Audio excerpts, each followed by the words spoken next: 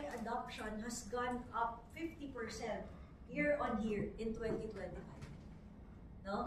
And there are already 80,000 businesses and organizations that have implemented and adopted AI in their operations and in the way that they work. In here, super important data point, 64% of those organizations are saying that there was revenue improvement, no? There was revenue growth that they have experienced by leveraging AI. And 70% said that they've experienced productivity gains, no, because of AI. Which is good because we know that these companies are using Gen AI for routine tasks automation, automation of sales and marketing, right, improving their operational efficiency, etc.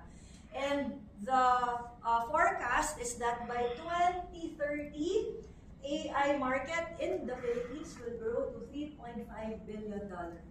So that just goes to show how much adoption we can expect, right, in the next years for AI.